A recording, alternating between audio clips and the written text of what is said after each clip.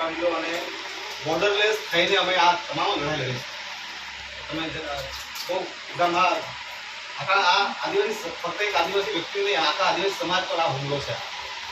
એટલે આ દાદરા નગરની પ્રશાસનને અમે ખુલ્લા શબ્દોમાં કહીશું, જે પણ કહેવાના જે ભાષાને એ લોકો સમજવા તૈયાર છે, જે ત્યાં જે તાનાશાહી અને મનમાની અને ત્યાં જે અમુક એક વર્ગનો જે અસામાયિક પ્રકારના જે લોકો છે એ લોકો પર કાર્યવાહી કરવા માટે જે પણ કરવું પડે, આખો સ્થાનિક સમાજ આદિવાસી સમાજ જે પણ જે આ બીજા રાજ્યોથી એક બહુ મોટું વર્ગ પણ આવેલું છે છેલ્લા 8-10 વર્ષમાં, જે બિલકુલ જે તે વિસ્તારોમાં ફોન કરીને અને જે ક્રિમિનલ માઇન્ડના લોકો છે આવા પણ આપણા આદિવાસી વિસ્તારમાં આવેલા લોકો રહી રહ્યા છે, એના પર બી જાંચ તપાસ થાય અને એવા લોકો અમારા વિસ્તારમાં વલસાડ જિલ્લો હોય, ઉમરગામ તાલુકો હોય કે સેલવાસ હોય, આ વિસ્તારમાં કંપનીઓ છે, આ કંપનીઓ હોય તેના પર જે બી નોકરી ધંધા કરવા આવે એ લોકોને ત્યાંના એનઓસી ત્યાંના પોલીસ વિભાગની જાંચ તપાસ કરીને પછી બી રૂમ ભાડે કે પંચાયતમાં કે નગરપાલિકા વિસ્તારમાં કે પોલીસ પ્રશાસનમાં આપણો રિપોર્ટ હોય કે આવા કે જે તે વિસ્તારમાં ક્રિમિનલ લોકો ત્યાં આવી રહ્યા છે ને મેં ગઈકાલે અમે આ બાબતમાં લઈને જિલ્લા પ્રશાસનને ક્લિયરલી વસ્તુઓ કીધી છે।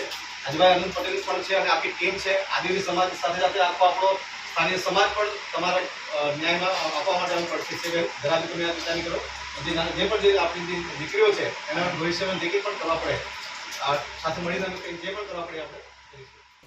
પહોંચ્યા બાદ અમે જ્યાં પીએમ થઈ રહેલું હતું ત્યાં પીએમ પહોંચ્યા બાદ એમ્બ્યુલન્સ લગાવવામાં આવી કે ઘરે હવે ત્યાં છોડીને લાવવાના, એટલે અમે પરિવારવાળાને કીધું કે થોડી વાર વેઇટ કરો, કેમ કે હજુ સુધી બહારના માલિકો જે છે એ લોકો ત્યાં ખુલ્લેઆમ ફર્યા કરતા છે અને કોઈ જાતની કાર્યવાહી થયેલી નહીં મળે। પરિવારે અમને લગભગ અડધો કલાકનો જો સમય આપ્યો, અમે ત્યાંથી તાત્કાલિક એફએસએલની ટીમને બધી આવેલી હતી ત્યાં પહોંચ્યા, ત્યાં જોયું તો સારું ખરેખર એવું દેખાયું અમને કે ત્યાં જે બહારના માલિકો હતા એ લોકોને ઘરને વ્યક્તિને કોઈની હત્યા થઈ ગયેલી હોય તેવા એ લોકો ત્યાં ખુલ્લેઆમ ઉભેલા હતા, એવો ડરનો માહોલ ઉભો કરેલો હતો ને આપણા લોકો બિચારા સાઈડ પર હતા।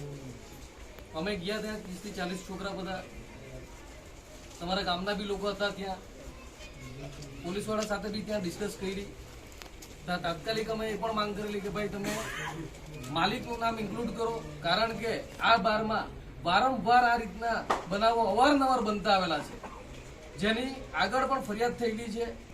તેમજ જે વેટરો હતા એ ખરેખર બધા ક્રિમિનલ હતા, જે લોકો જ્યાંથી પણ આવેલા છે તે સ્ટેટનું નોન ક્રિમિનલના દાખલા પણ એ લોકોના માલિકો દ્વારા લેવામાં નહીં આવેલા હતા ને માલિકના ઇશારે જ એ લોકો વારંવાર એવી ઘટના ઊભી કરીને ત્યાં જતા લોકોને મારવામાં આવે છે અથવા તો કંઈ પણ કૃત્ય કરતા આવેલા છે।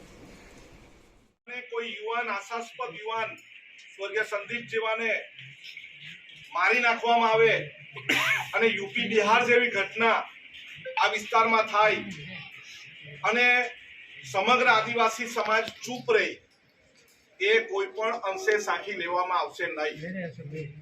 સંજાણના જેટલા પણ યુવાનો છે અને જેટલા પણ આદિવાસી સમાજના હોય, ઓબીસી સમાજના હોય, અન્ય કચડાયેલા સમાજના હોય, તેને મારે આહવાન કરવું છે, જો તમારો ટેકો હોય તો કાલે સંજાણ આપણે બંધ કરશું। તૈયાર છો બધા? તૈયાર છો?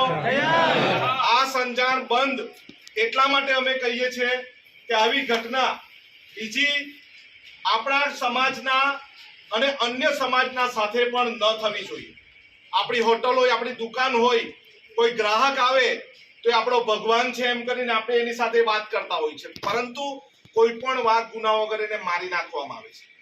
અને સાથે દાદરા નગર હવેલી પ્રશાસનને પણ અમે કડકમાં કડક સૂચન આપીએ છીએ કે જો તમે એટ્રોસિટી એક્ટ મુજબ માલિક પર કાર્યવાહી ન કરો, જો તમે ખૂનના ફરિયાદમાં માલિક પર તમે ગુનો ન દાખલ કરો અને તમે એનું લાયસન્સ કાયમ માટે રદ ન કરો તો અમે દાદરા નગર હવેલીના તમામ રસ્તા બ્લોક કરીને દાદરા નગર હવેલીમાં જઈને અમે વિરોધ કરીશું પ્રશાસનનો।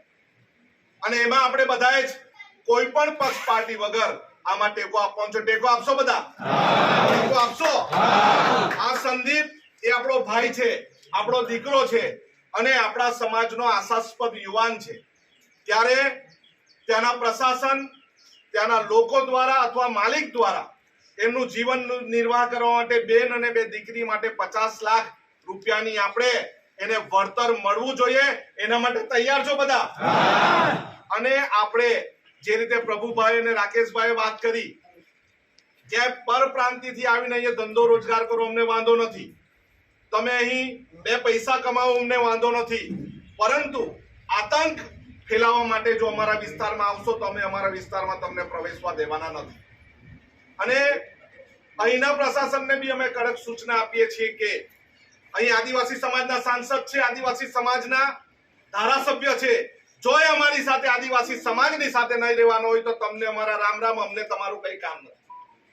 આ વિસ્તારમાં ખૂબ શાંતિથી આપણા લોકો મજૂરી કામ કરે છે, ખૂબ શાંતિથી કોઈક ને કોઈક જગ્યાએ કામ કરવા માટે જાય છે, નોકરી કરે છે, અને આપણે રોજનું રોજ લાવીને ખાઈએ છીએ. પરંતુ જળ જંગલ જમીનની સાથે અમારા આદિવાસી સમાજના યુવાન સાથે જો તમે મોતનો ખેલ કરવાના હોય તો અમે સાખી લઈશું નહીં. આવી દાદરાનગર હવેલીમાં કોઈ હોટલ હોય અને બાર હોય, એમને તાકીદે આદિવાસી સમાજ તરફથી અમે સૂચન કરીએ છીએ, આ પ્રકારનું જઘન્ય કૃત્ય કરતા પહેલા વિચારજો.